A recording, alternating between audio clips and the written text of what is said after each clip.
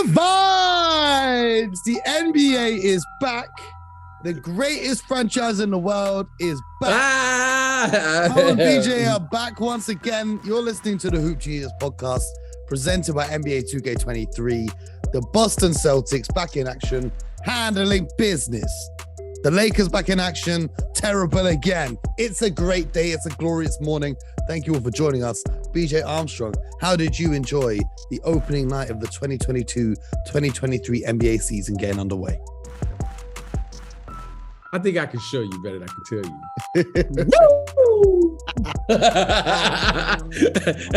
hey. Oh, man. Hey, Mo, you know what, Mo? Mm-hmm. What letter comes before D? C. The C's right now are shooting the lights out. And you know what? Mo, I got to give the C's credit. Come on. They was shooting that thing like they knew what they was doing tonight, Mo. I got to give them credit. Mm-hmm. A different look. And all I kept saying was, when they get the time lower back, NBA, we have a problem. I mean, yo, we were just here the other day. We were here the other day talking about how much we were excited to see Philly and Embiid, and the Celtics come out and drop 126 on them. That's easy money. So obviously a lot happened in the game. We're going to dive into that, but I wanted to talk a little bit about this Joel Embiid, Marcus Smart, Jaylen Brown little skirmish that they got into. Because something really made me laugh in this, okay? If you guys didn't see the play, Marcus Smart's trying to grab a rebound. Embiid kind of hooks Smart's arm under his arm, and then he yanks it around. Basically, he could have dislocated Marcus Smart's arm. Marcus Smart, rightly so, is quite angry about this. So while he's on the floor, he tries to kind of pull Embiid's leg as Embiid's walking off. Now, BJ, this is what really made me laugh. We saw a 7-foot man. How much does he weigh? Like 250 pounds, 300 pounds? We saw him defy the laws of physics because any other human on earth would fall forwards. But somehow Joel Embiid was walking forwards, but fell backwards. I don't know how he just defies the laws of physics with his flopping, but that made me laugh. Well, you know, JoJo is very aware that he's a big man. He's very aware. And you know what he was doing, you know. And JoJo is, JoJo is you know what I love about JoJo? He's a big man, and he's a big man and he plays big. Okay? I mean, I like that. I like that about him. I like it when you are big and you play big. You say that, but there were so many instances tonight where he's trying to attack off the perimeter, facing up to the basket, where I'm watching and I'm just thinking, if I was as big as you, I would just get down on the block. The C's are running small ball, but he's there flopping. I like Jaylen Brown running into Bucket. I like Marcus Smart saying, hey, I could have cracked his head open, but I didn't. I'm going to let you get away for today. But yeah, Embiid, he had a big night. The big three from Philly combined for 82 points, right? But they only got 11 off their bench. James Harden finally healthy. Maxey had 21, but I feel like they could have used him a bit more. But BJ, I want to know why your coach of the year, what's going through his head with some of these rotations and why the bench only combined the entire bench for 11 points for the Sixers tonight. Well, when you have a team that's shooting the ball as well as the Celtics were shooting the basketball, it's going to throw everything off. I mean, the Celtics were lights out. They were lights out. I mean, they got Tatum and Brown. I there's a couple of players now that you and I have watched. We covered the series in the finals. Okay, Grant Williams. Okay, I've been telling you, 100% from the field. He didn't miss. I thought he was just maybe hot one game. Okay, Grant Williams can shoot a little bit. Shoot a little bit. No. Ask the people in Milwaukee. Ask the people in Milwaukee. Grant Williams can play. He can play. Yeah. Tonight, I was like, okay, he shows up. On both ends. But I'm going to tell you, but the kid, who was impressive was Brogdon. I thought he I really liked what he did. Like kind of his personality was like, to me, over the game, especially with the second unit. You know what they call him? What do they call him? Like president, the president, or something like that, right? The president. Yeah. Came off the bench. I got to give him credit. Gromwell came off the bench with 15. So that's already 31 points off the Celtics bench, which is what they were majorly lacking in the NBA Finals. That bench. And I like that. And all I kept thinking was, God, man, if Gallinari was there. You know, I was, and you know, I was like, the Time Lord is not there. You know what I mean? I was just kind of watching. And his coach's first game, you know. Yeah. I mean, you can say this. This group, for whatever reason, it works. You know, it works. You know what? I'm glad you say that now, because just 12 months ago, everyone was trying to trade Jaylen Brown, Jason Tatum. They had 35 points. It's the NBA. They combined for 70 points on 44 field goal attempts. Listen, it's so odd that it works. I mean, you have Al Horford, who everyone thinks is done. He's in OKC. He's just sitting there. He comes here, and now he's like, I mean, this guy like shows up. Great job, by the way, on the defensive end versus Joel Embiid. I mean, he must know something about Joel Embiid. We spoke about this yesterday. We spoke about this yesterday. I can't explain it. And he he must have told Noah Vonleh his secrets as well. You know what? And the Celtics, it just works. I don't know how it works. Marcus Smart just works for this group. Yeah, he will work on any team. He's a winner. But should we give some insight into how it actually works? So here's a few things that stood out to me during the game. When Joel Embiid had the ball with his back to the basket, trying to get post-ups, the Celtics did a great job of bringing double teams at the perfect time, in the sense that they wouldn't go too early with the help defender. It would be just as he's trying to get into his move to throw him off his rhythm, to not let him get comfortable there. Sometimes it didn't work and he made a pass back out to an open shooter, but they did a great job with the timing of their double teams, with players like Tatum and Brown trying to dig the ball away. I think that kind of disrupted Embiid with what he was doing a little bit on the defensive side of the ball. The biggest thing for me was the pace at which the Celtics played. Every time Philly missed, every time they were even inbounding the ball, they knew they were a smaller team. They said, we're just going to outrun the Philadelphia 76ers. We ain't got the Time Lord. They got Embiid, but guess what? We're just going to outrun them. And the transition points was, I don't know what the totals are for the transition points scored, but the Celtics were absolutely dominating them. And then the other thing is, the Celtics were dominating points in the paint. I think the first half of the game, they were absolutely way ahead in terms of points in the paint. And a big part of that was, as you said, Malcolm Brogdon coming off the bench did a great job at attacking and penetrating the defense and getting into those painted areas to kind of open the floor up for the Celtics to get that thing started. But the offense looked nice. I was really impressed. I thought they did a great job. I mean, it's clear to me in watching the first two games that I think it could be, I mean, it's early to say this, but it could be, it looks like the NBA's trying to play, look like teams are trying to play faster to me. Mm-hmm. You know, both of these games look like, let's get it out and go. Even on makes. I mean, you look at the Lakers, you know, you're looking at their team, you're going, this team wasn't really made to get out and run, but they were trying to run and play fast. Well, they have in that to next game. And but it was a great game. I give the Celtics credit. Celtics look good. Let's say this early. They're for real. They're going to have a good team, and they have a little depth. I like what I see. And defensively, they're committed. Jason Tatum is a notorious slow starter.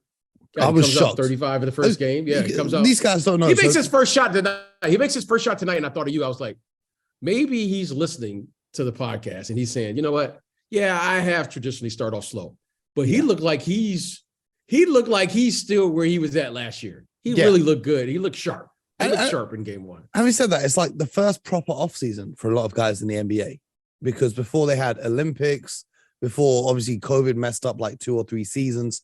So this summer was really the first proper offseason for guys like Middleton, for guys like Tatum, to be able to actually get some time off. So maybe that helped him.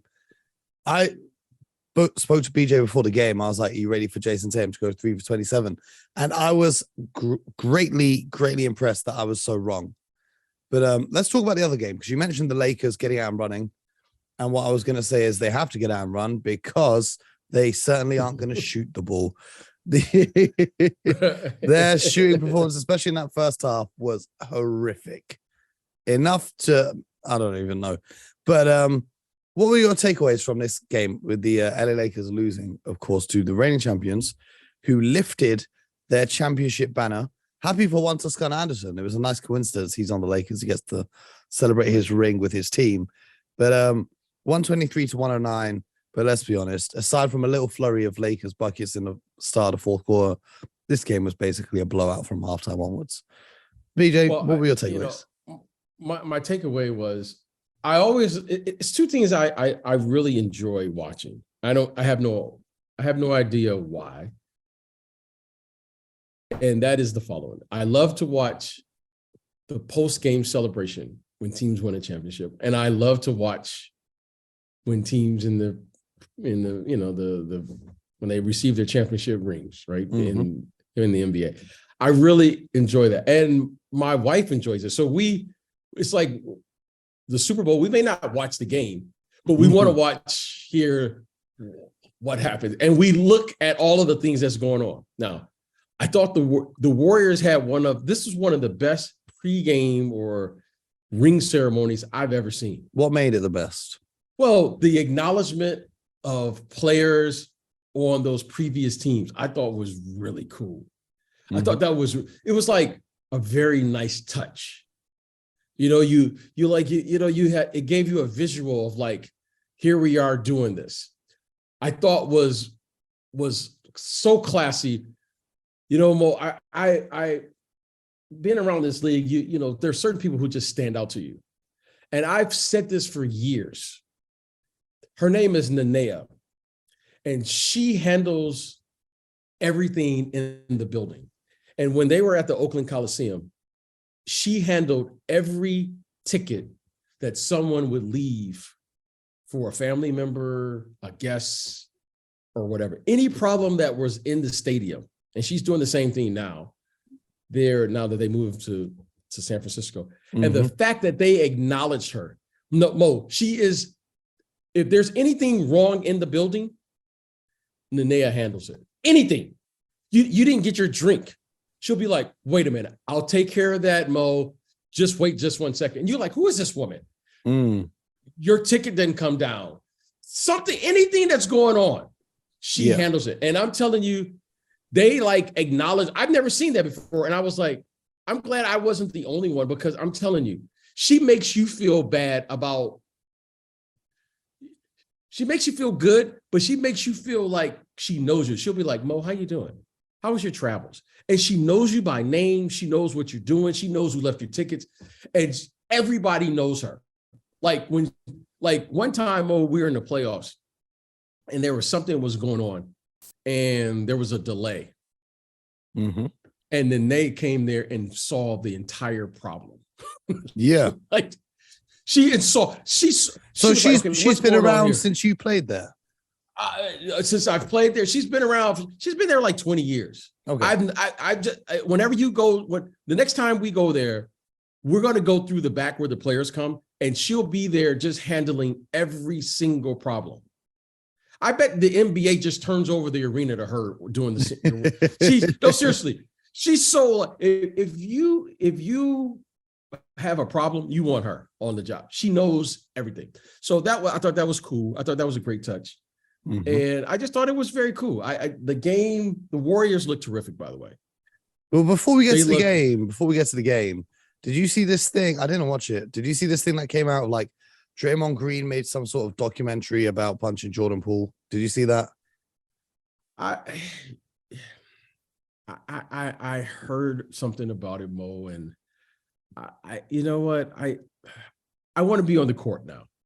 I played the game with you long enough. Now I only want to talk. I want to talk about the game now. I'm done with that. If you want to stop there, I'll let you share with the audience, with our listeners. Well, a trailer came out from Warner Brothers where it was like Draymond Green's preparation for the season, and then it's him talking about the punch that he had on Jordan Poole. But like he said in his press conference that he watched the video like 15 times, and then in this little weird documentary of propaganda, he's like, oh, I never saw the video. And then I never knew how much it blew up because I don't really use the internet like that. And then the weirdest part for me is like, it's got all this dramatic music. It's got like B-roll footage of him playing with his kids. So he looks like a nice family man. I'm like, the propaganda of this, I don't know what they're trying to do, but it's very strange. Just like you said, stay on the court. We didn't need to see all of that. I didn't watch the whole thing. I saw a few clips. I was like, I ain't watching this. I don't want to see this. But let's get onto the court, BJ. You said to me the Warriors look better than they did last season. And this is just game number 1. Yes. Yes. And, you know who I'm very, very impressed with right now is this kid, Steph Curry. Mm-hmm. He looks incredibly focused right now. Like he's out to prove something. Like, I don't know what he's out to prove or what's got him upset. But for a player that is as accomplished as he is, I mean, he came out with an incredible amount of focus tonight. Mm-hmm. Mm-hmm. And I mean, when it looked like the Lakers were coming back into the game, literally 3 possessions from Steph ended all of that. Quick 3, that little up and under with the inside hand finish with AD guarding him, and then another bucket. It just puts the game out of reach. His ability to timely score baskets is second to none. Yeah, I mean, he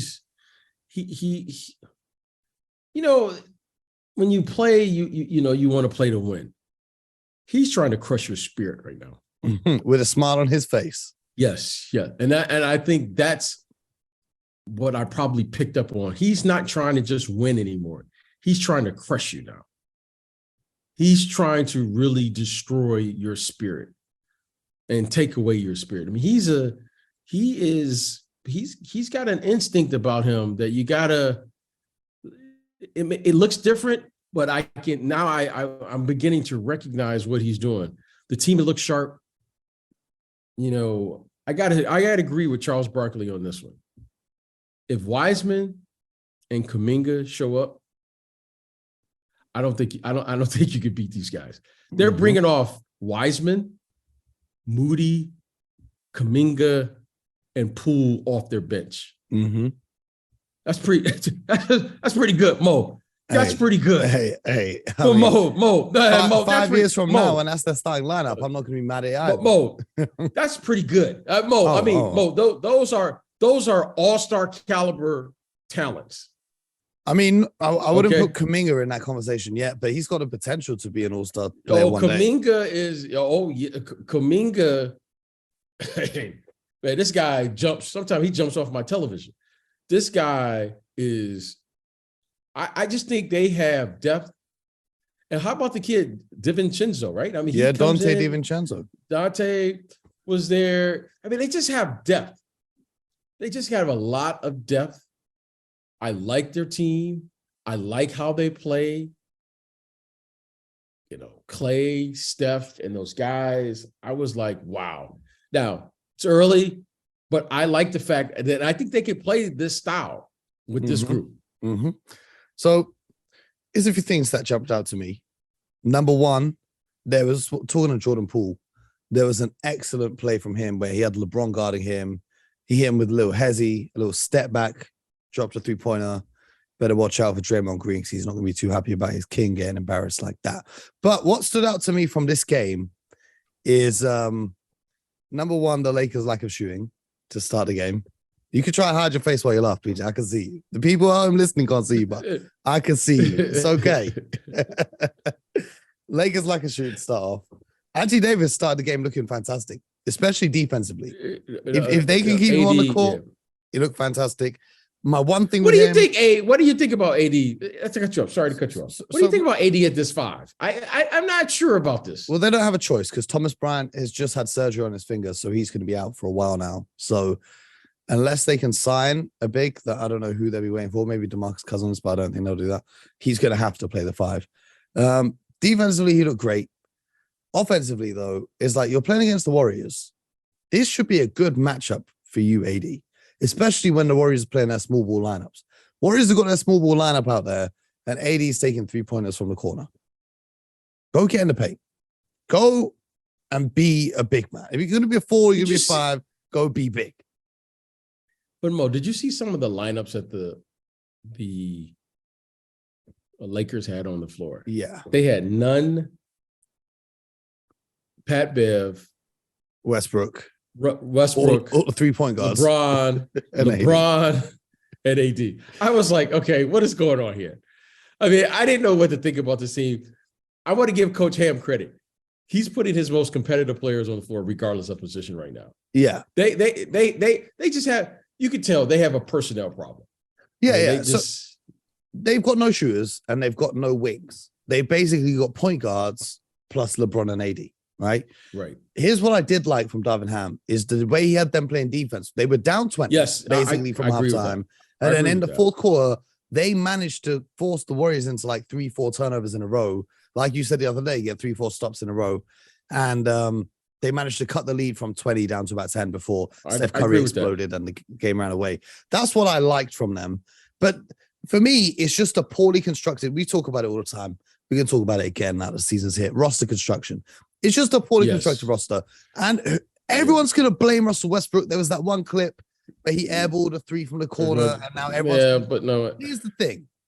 Whoever decided it was a good idea to trade for Russell Westbrook doesn't know the game of basketball. And I say this respectfully to Russell, okay? Because this isn't a knock on him. But when you watch this Lakers team, keep an eye out. Because I saw it in the preseason, and I saw it again tonight. When they're in transition, Russell Westbrook and LeBron James will run the same lane. They'll run to the same spots because they are very similar in the way that they play basketball.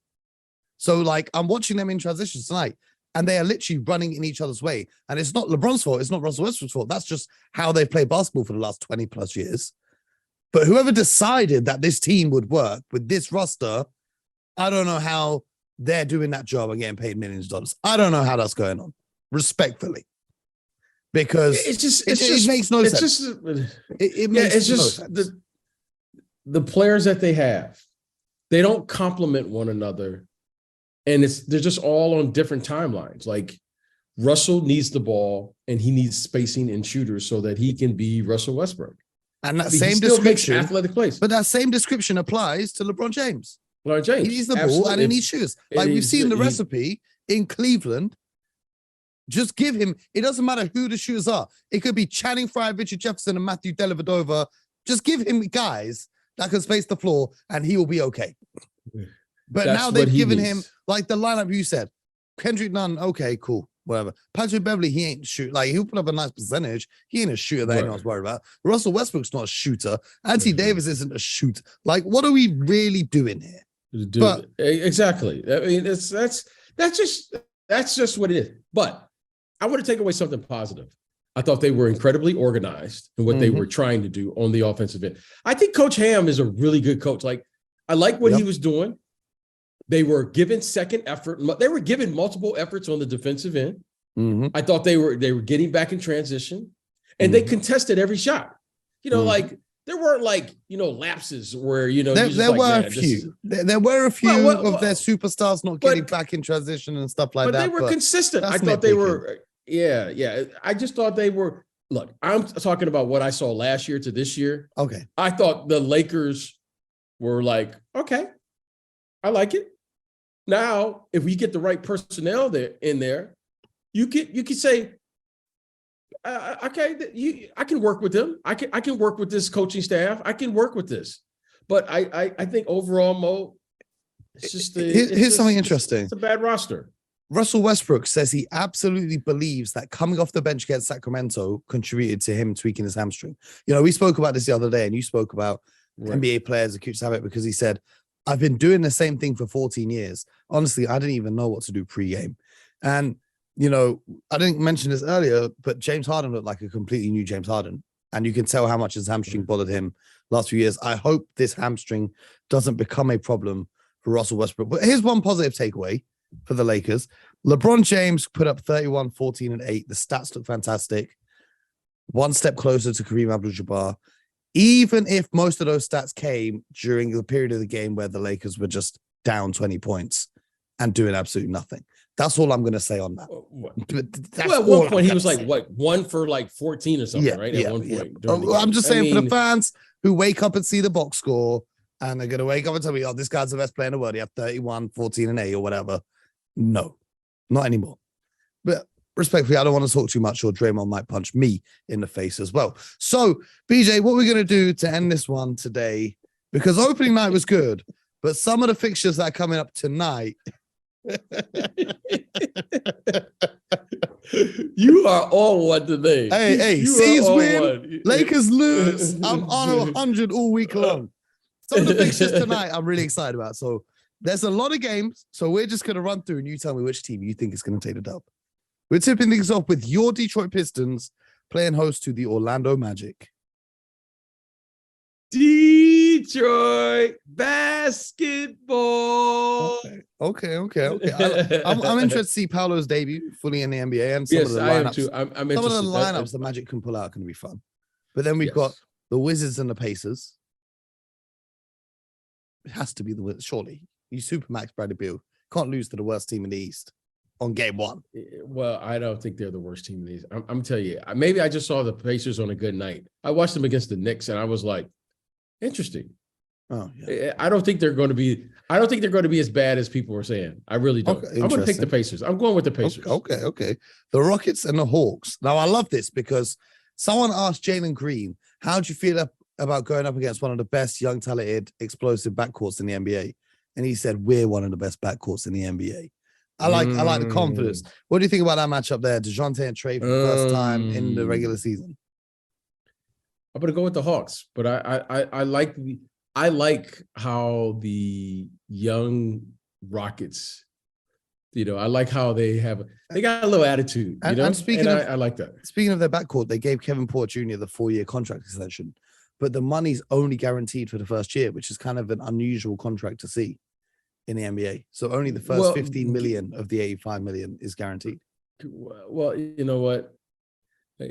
Kevin Porter is a very talented player, and he's had some off-court issues. Okay, and we don't need to go into great detail about that. However, if he performs on the court like he's capable, that's a great deal for him, and I think that'll be a great deal for the team. If he can raise his level of professionalism off the court, then this kid is a max talent. This kid he's got max talent potential. The only thing that worries me is if he was to get injured, and that money is not guaranteed for those 4 years. That's the I think the only way, and I haven't seen the contract, but in just watching, I think the only way he doesn't get paid if he has off court, whatever he has going on off the court. And I don't know the issue. I just know what I've seen and I've read. Yeah. People, who know him, they all speak highly of him, but there's something going on there. Okay. We can't deny that. We're not going to sugarcoat it. But if he shows up and plays and performs, I think he gets every penny of it. And I think that's total. And the fact that they're giving him this opportunity, I think lets him know, or should let him know, that they believe in him, but he's got to perform. And Coach Silas was emotional talking about giving him that contract extension. And we've seen him produce. We've seen him drop 50 on Drew Holiday. Hey, I'm excited. He's a player. He's a player. We've got, speaking of good players, we've got Zion returning. The Pelicans are in town tonight in Brooklyn, taking on Ben Simmons and the Brooklyn Nets. Who you got for that one? Pelicans, Nets. Mo, you always got a little twinkle in your eye when you say Zion. I think you like the big guys. Zion's your guy. I think you have an admiration because it's the body type, I can relate, you know what I'm saying? Yeah, you can relate. Yeah, exactly. every time you say Zion, you stick your chest out a little bit. Come on, man. That's my G right there. I'm gonna say the Pelicans just because of their youth. Zion, he sprained his ankle. I don't know if he's back. I'm assuming he's back. Right? He said he's playing. He said he's playing. Yeah, I'm assuming he's back. I'm going to go with the Pelicans. Yeah, I like the Pelicans. I don't think the Nets really even have a home court advantage at this point in the arena. We've got the Chicago Bulls. They're down in South Beach going up against the Miami Heat. I'm going to take this one as start of season Miami Heat nightlife. Miami Heat going to win. What do you think, though? Yeah, I'm going to go with the Heat. I'm going to go with the Heat. Should I tell you my second favorite matchup of the night after Pelicans Nets? Cavs, oh yes, hold up. Raptors. Oh, you're going to go Cavs Raptors. I thought you were going to say Dallas Phoenix. Oh no, that's number 3. That's number 3. Oh, that's number Cavs Raptors. Mm-hmm. Oh, I think that's going to be a good one. I'm going to go with the. You know what I'm saying? I'm going to go with the Cavs. Mm-hmm. Going with the Cavs. New look Cavs as well. Donovan Mitchell on that roster. We got the Knicks and the Grizzlies. They at the Grindhouse. Ja Morant's going to be making his case for MVP. Oh, you know what? This kid Ja Morant in preseason. Wow, I called you. I called you a couple of times. Yeah. But I don't even like preseason basketball. When I called you doing this, I was like, "Whoa!" I saw a tweet though, and it's from a guy who lives in Memphis. He goes, "Ja Morant, you need to chill out. You're making the ticket prices too expensive." And that made me laugh. I'm like, that's how good he is. That's how good he is. The price of the bricks going way up. Hey, I'm gonna tell you something. I called you in a preseason game. Mm-hmm. And I said, "Boy, are you seeing this?" It was against my Detroit Pistons. He put on a show. 3 dribbles behind the back from half court to the bucket to finish with a jump. Yeah, I mean, he's so I'm going to go with the Memphis Grizzlies, and hopefully, knock on wood, everyone down there can stay healthy.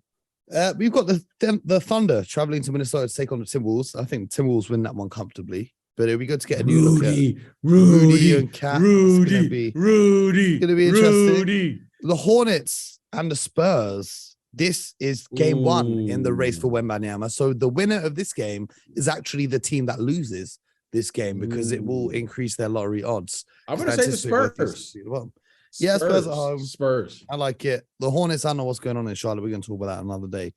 The Jazz and the Nuggets. Now, I know when they made the schedule, they didn't anticipate the Jazz to be tanking quite so much. So I'm quite easily going to take the Nuggets in this. Yes. If they don't, then that'll be horrendous. But the Nuggets will take that one. But then the Mavericks travel to Phoenix to take on the Phoenix Suns. Revenge for Game 7's obliteration? Or do you think this will continue to be the downfall of Chris Paul's team? Well, I'm just going to tell you what I saw. Something doesn't look right to me in Phoenix at the moment. So something doesn't look right. And I'm not talking about watching them play. Something doesn't look like with the chemistry of this team. Mm-hmm. And, they've had a lot going on, I know, off the court with the owner and the latest controversy, what's going on off the court. Well, I mean, Chris Paul's dealt with that before in the Clippers. So he knows how to, and the Clippers seem to sail through playing well as a team, regardless. And but this Jay Crowder situation seems a little odd to me. DeAndre Ayton coming out saying before the season he hadn't spoken to the coach and they just gave the guy a max. Yeah, that seems a little odd to me, It's just something doesn't seem right. Mm-hmm. I don't think Cam Johnson's contract, he didn't get his extension, and I'm sure a part of that has to be with who's in charge now. Well, I mean, I'm not mad at him for that because you're really thinking if Jeff Bezos comes and buys the franchise, you're going to get a better contract next year than you would have this year. You know what I mean? Not necessarily, but only time will tell. I like the way you're thinking.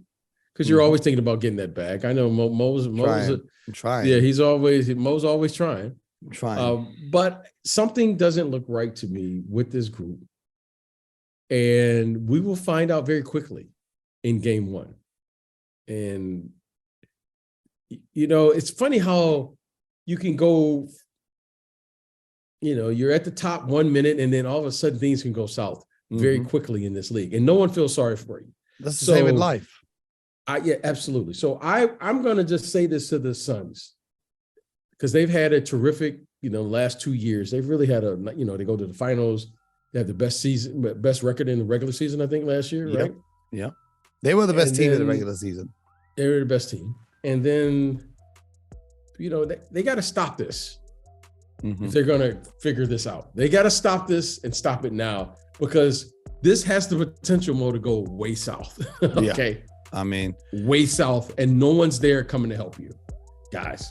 Yeah. So let's see. Hopefully and the way that they would be, I think they didn't have a lot of people didn't really like them in the way that they would be carrying themselves last season, kind of thinking they're going to win a championship and then not winning it. But the final game of the night, the Trailblazers and the Kings. This is an interesting one. I feel like this could be like a play-in matchup towards the end of the season. Who have you got taking this tonight? Yeah, I'm going with the Kings in the playoffs this year. The Kings this year, we're going to lift the curse. The Kings are getting to the playoffs. You say you know the vibes. I'm sending all the vibes there. I'm sending the vibe. I'm sending my vibes to the Kings. I'm the official, unofficial fan of the Kings. I want the Kings to get to the playoffs this year. Well, that's tonight's games. Make sure you're watching them. But if you don't watch them, you can catch up on everything you need to know tomorrow morning on this podcast right here, the Hoop Genius podcast, brought to you by NBA 2K23. BJ and I will be back every day all season long, bringing you the best coverage in the game. BJ, welcome back. The NBA is finally here. The regular season is underway. Before you know it, it's going to be the playoffs, and before you know it, it's going to be the finals, and before you know it, it'll be next season. So let's enjoy the ride. Once again, the Boston Celtics come out winning. The Lakers stay losing. Get buckets.